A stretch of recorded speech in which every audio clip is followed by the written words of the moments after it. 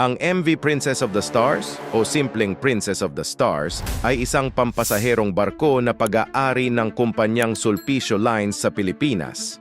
Lumubog ito noong Hunyo 21 taong 2008 sa baybayin ng San Fernando, Romblon, sa kasagsagan ng bagyong Fengshen na tinawag ng Pag-asa bilang Frank.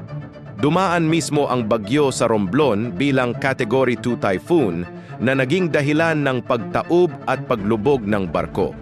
Dahil sa trahedyang ito, 814 katao ang mga nasabing nasawi.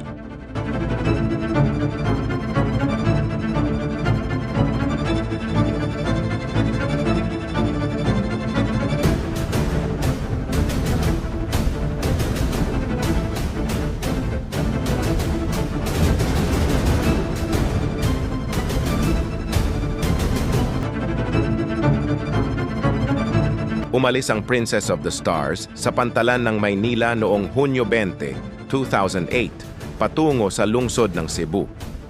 Bagamat tumama na sa Samar Island ang bagyong Fengshen na lokal na tinatawag na bagyong Frank, sa parehong araw, pinayagan pa ring pumalaot ang barko dahil sa laki nito na inaakalang kayang manatiling ligtas sa labas ng sentro ng bagyo.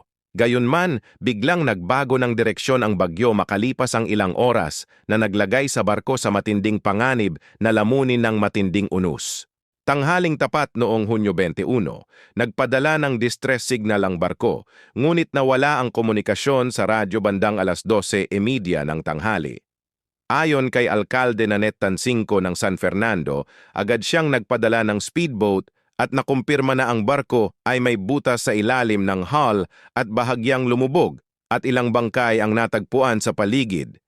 Sa mga sumunod na ulat, napag-alamang ang tinukoy na butas sa hull ay ang bahagi pala ng bow thruster ng barko. Noong una, iniulat na 747 katao ang sakay ng Princess of the Stars. Binubuo ng 626 pasahero at 121 crew. 575 na matatanda, 20 na bata, 31 na sanggol, at 121 opisyal at tripulante. Ngunit kalaunan ay inanunsyo ng Sulpicio Lines na mayroong 755 na katalang pasahero at 111 na crew, kaya't umabot sa 866 ang kabuuang bilang. Posible rin na may mga hindi na italang pasahero sa opisyal na manifest. Ayon sa opisyal na tala, final toll, mayroong 814 na nasawi at nawawala at 56 na nakaligtas, kaya tinatayang 870 ang kabuuang sakay ng barko. Batay sa salaysay ng 4 na nakaligtas na nakalangoy papunta sa kalapit na Sibuyan Island, hindi umano nagkaaberya ang barko gaya ng mga naunang ulat, ngunit ito ay naabutan ng malalakas na alon sa baybayin ng Romblon. Bandang alas 11:30 ng umaga, inutusan ng mga pasahero na isuot ang kanilang life jacket at 15 minuto matapos nito, nagutos ang kapitan na lisanin na ang barko. Nagsimulang tumagilid ang barko bandang tanghali. Ayon sa mga nakaligtas, maraming pasahero ang tumalon sa dagat, samantalang ang ilan ay nakasakay sa mga life raft. Marami sa kanila ang walang suot na life jacket at ayon pa sa 4 na nakaligtas, inuuna ng ilang crew ang kanilang sariling kaligtasan kaysa sa pagtulong sa mga pasahero. Tumagilid at tuluyang lumubog ang barko bandang 1:00 ng hapon. Ang barkong pandagat ng Navy na pinakamalapit sa lugar ay napilitang itigil ang pagsagip dahil sa matitinding alon. Malakas na ulan at bugso ng hangin ayon sa tagapagsalita ng Philippine Navy. Mahigit 24 oras matapos mawala ang komunikasyon, isang ibang barkong pang-rescue ang nakarating sa lugar. Ayon kay Arman Balilo, tagapagsalita ng Philippine Coast Guard, wala pa silang nakikitang sinuman. Patuloy pa nilang sinusuyod ang lugar. Inaalam nila ang direksyon ng alon upang matukoy kung saan maaaring napadpad ang mga nakaligtas. Pagsapit ng Hunyo 23, 4 na bangkay ang narecover mula sa lugar ng insidente ng Coast Guard at Philippine Navy. Sa parehong araw, 35 bangkay at 40 katao. Nakaligtas ang napadpad sa Burias Island, Masbate. Pinaniniwalaang ang ilang bangkay ay maaaring galing din sa ibang barkong lumubog dahil sa bagyo. Ilan sa mga nakaligtas ay mula sa MV Lake Poway na umalis sa Mindanao ngunit lumubog din sa dagat. Noong Hunyo 24 taong 2008, iniulat ng Philippine Coast Guard na 115 katao, 48 ang nakaligtas, 47 ang kumpirmadong patay, at 747 ang nawawala mula sa 862 na pasahero at crew ng Princess of the Stars ang kanilang natukoy. Nang pasukin ng mga diver ng Navy ang baliktad na bahagi ng barko, wala silang natagpuang nakaligtas. 15 bangkay ang natagpuan sa dining area at 2 pa sa bridge. Napakadilim umano sa loob kaya't hindi matukoy kung ilan pa ang natitirang bangkay.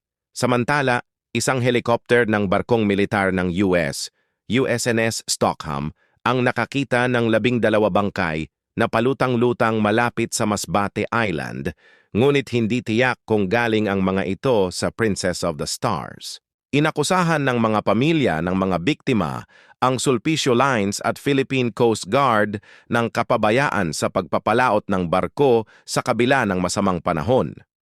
Sinisi rin nila ang Sulpicio Lines dahil sa hindi agarang pagbibigay ng impormasyon tungkol sa insidente, sa kalagayan ng barko at sa mga pasahero. Ayon naman sa abogado ng Sulpicio Lines, hindi raw sila sinabihan ng Coast Guard na delikado ang paglalayag noong araw na iyon. Bilang tugon, iniutos ng Maritime Industry Authority, Marina, ang pansamantalang pagpapahinto sa lahat ng barko ng Sulpicio Lines habang isinasagawa ang investigasyon. Pinangunahan ni Pangalawang Pangulo Noli de Castro ang unang pagpupulong ng bagong tatag na Task Force Princess Stars. Nag-alok ang Sulpicio Lines ng 200,000 pesos, katumbas ng humigit kumulang $4,500 bilang bayad pinsala sa bawat pamilya ng mga nasawi. Noong June 27, 2008, itinigil ang mga operasyon ng pagsagip at pag-recover matapos matuklasan na may 10,000 kilo ng mapanganib na pestisidyo na tinatawag na endosulfan ang sakay ng barko. Ang kargamentong ito ay kontrata ng Del Monte Philippine Incorporation at dapat sana ay ikakarga sa ibang barko ng Sulpicio Lines, ang MV Princess of Paradise. Ipinahayag ng pamahalaan ng Pilipinas na posible silang magsampa ng kaso dahil labag sa batas sa bansa ang magdala ng mga mapanganib na kemikal sa mga barkong pampasahero. Ang kumpanyang Titan Salvage ang kinontrata ng mga may-ari ng barko upang tanggalin ang endosulfan pati na rin ang isa pang mapanganib na kargamento na nasa ikalawang container.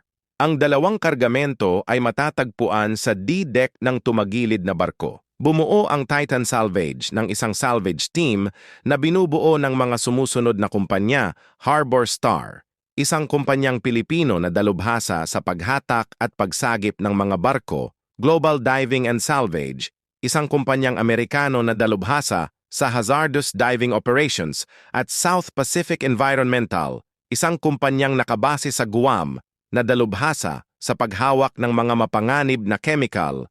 Sinimulan ng salvage team ang pagbawi ng endosulfan noong Setyembre 24, 2008. Pagsapit ng Oktubre 5, lahat ng 402 drum na tig 25 kilo mula sa unang 4 na pupa na container na matatagpuan malapit sa hulihan ng D-deck sa lalim na 85 talampakan ay matagumpay na narecover. Matapos nito, tinanggal ng grupo ang iba pang mapanganib na kargamento mula sa ikalawang 20 pa na container na nasa gitnang bahagi ng D-deck sa lalim na 35 talampakan.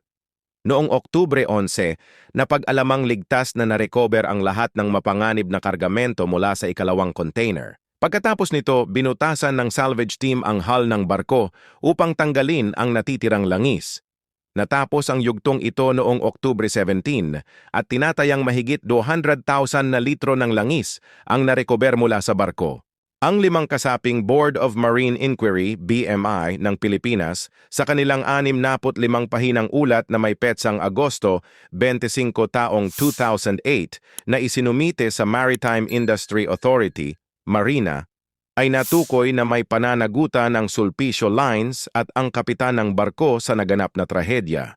Inirekomenda ng BMI sa Marina na isalang-alang ang pagsuspinde ng Certificate of Public Convenience, CPC, ng Sulpicio Lines alinsunod sa umiiral na mga batas at regulasyon, at suriin din ang posibleng pananagutang kriminal ng kumpanya kaugnay ng paglubog ng barko. Sa pinal na ulat, itinuro na human error o pagkakamali ng tao ang dahilan ng insidente. Ayon dito, ang kapitan ng barko na si Florencio Marimon na nawawala at pinaniniwala ang nasawi ay nagkamali ng pagpapasya nang ipagpatuloy pa rin ang biyahe patungong Cebu sa kabila ng masamang panahon. Ang Sulpicio Lines ay ang ikalawang pinakamalaking kumpanyang pangkargamento sa Pilipinas at may hawak ng humigit kumulang 40% ng kabuuang cargo transport sa buong bansa. Ayon sa ilang tagapagsuri, kabilang si Robert Go, dating Pangulo ng Cebu Chamber of Commerce and Industry, ang pagsuspinde sa operasyon ng Sulpicio Lines ay magdudulot ng malaking abala sa ekonomiya ng bansa, lalo na sa panahon ng Kapaskuhan. Nag-donate ang Estados Unidos ng $100,000 para sa mga biktima sa pamamagitan ng Philippine Red Cross at nagpadala rin ng USNS GYSGT Fred W. Stockham at isang P-3 Orion Maritime Surveillance Aircraft upang tumulong sa mga operasyon ng pagsagip.